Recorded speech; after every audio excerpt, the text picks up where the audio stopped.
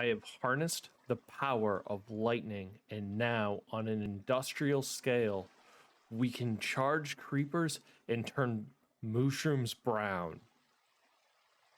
Not sure if you want to turn mooshrooms brown, but you can. So now we can have large explosions and brown cows.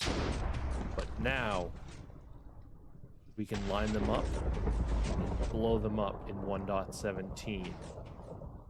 I'm Digitrailz, and let me show you how this machine works. Okay, everything starts with the lightning rod. When lightning hits it, it activates this redstone signal, which then goes through all this redstone wiring that I'll show you a little bit later, and activates these doors. You can have one mob in each chamber. In this case, I'll start with cows. And as lightning hits it, it converts it, opening and letting them through to the next chamber. Next time it strikes, it converts it and lets it into the next chamber. And it'll drop them into your collection area, and off they go. This also works with creepers. I did most of my testing with cows because, well, cows don't explode on you. I recommend having them in water because fall into water because reasons. This is sometimes an issue because sometimes it can get stuck, but this system isn't perfect for a few different reasons, but we'll go into that as I walk you through it. But basically, this works. This works for anything that converts with lightning. Pigs don't as a 1.17, I've noticed. I don't remember when they changed that, but essentially mooshrooms, creepers, villagers, if you want to convert villagers into witches for whatever reason. But whenever a storm starts up, you basically can come over here, load it up, and then it'll start going through. And you can even have this preloaded as long as you name your creepers and have them basically preloaded for this. And essentially conveyor belts it through. But now that the storm is clearing up, let me show you how this thing works, and I'll build a cell for it, and let's get going. Okay, so for the initial conversion chamber, what you need to do is make sure that your pistons are going to be at least 2 blocks away. So they can be basically right here. And what you'll want to do is then have essentially a block next to your lightning rod and a redstone dust underneath the lightning rod. Put a block, put redstone torch next to it, and then put a redstone dust right there, and put 2 target blocks, and put dust on top of that and a block right there. Then what we'll be able to do is then put a piston, not right there. We'll put it on top of the redstone dust, and then a second one right there. And that way, that will give us the drop chamber, the initial drop chamber. What we can then do is then kind of put a couple pieces right there so that we know where that's going to go. And we'll then want to eventually put some signs right there so that those are good. And we can also then put a couple blocks right there. That way, when they fall in, they don't kind of continue on that way. We'll then also want to make sure that we continue this way so that we know where the water path is going to be going. We don't build in the water path route. Next, what we're going to want to do is from this redstone torch that's on the other side of the target block, we're going to want to put a repeater at 4 ticks, 2 redstone dust, and we're then going to want to put 4 comparators, two facing this way, two facing that way, and we're basically going to put it so that it then gives us a pulse. This pulse is basically going to be what allows the doors to open, and we're then going to want to start leading out to so we can have our doors. Now for the door mechanics, what we want to do is from the delay mechanics, what we then want to do is essentially have a repeater that then feeds to a redstone torch. The torch then goes one redstone dust to a torch up, then a torch out like that, and up to a redstone dust. What we can then do is then take a sticky piston, or make two sticky pistons, break right here, like that, and we'll do that and that.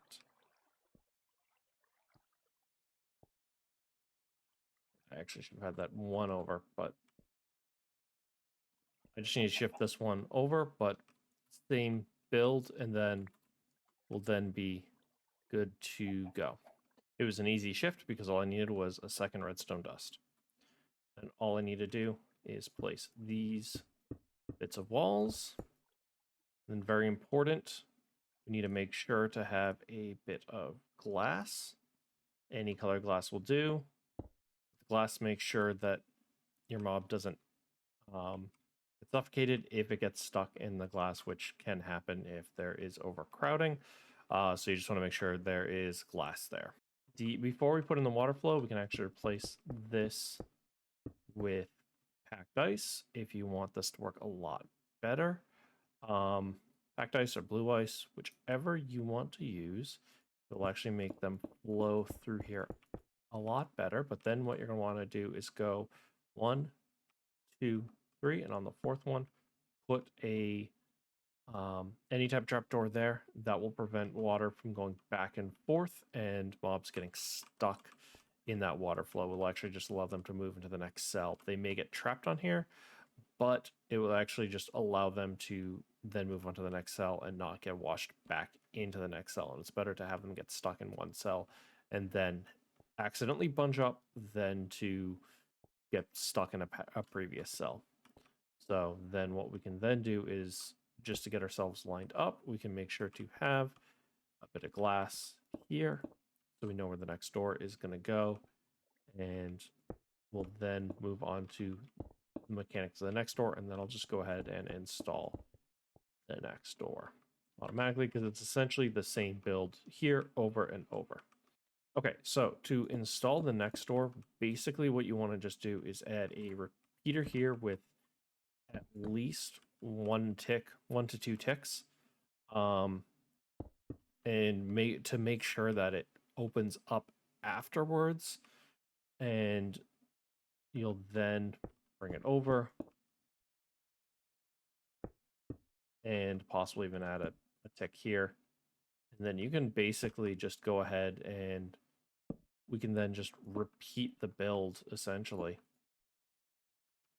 and that way it can be extended essentially the whole way over. That way it is not that hard to do. Oops, I actually could just do that right here. Do these, do that. I need to go one over. Okay. Yeah, you just have to, it's not that hard to super repeat.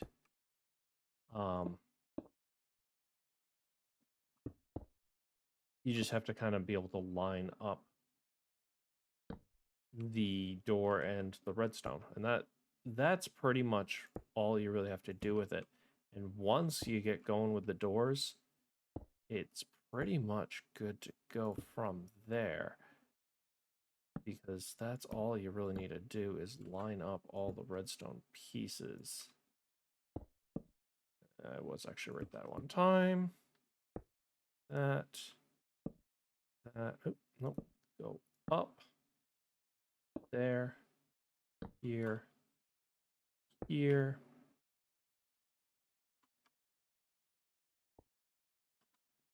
Actually, we'll just break these. This. And then we'll just grab that. Do that and that. And we'll bring this back a little bit more.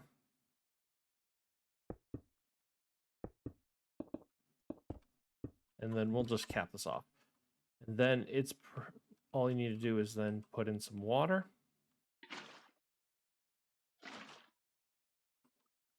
And to finish it off, make sure to put a couple signs.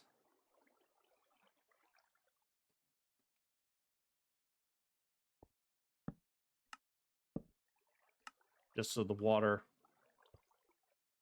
Actually, I don't think I have signs on this one. I do. Okay. Signs just make sure the water doesn't flow down. And then what I recommend doing is having some form of containment cell down here so that when they fall in, they don't burn or they stop burning. And then you're pretty much good to go from there. But that's how you build this.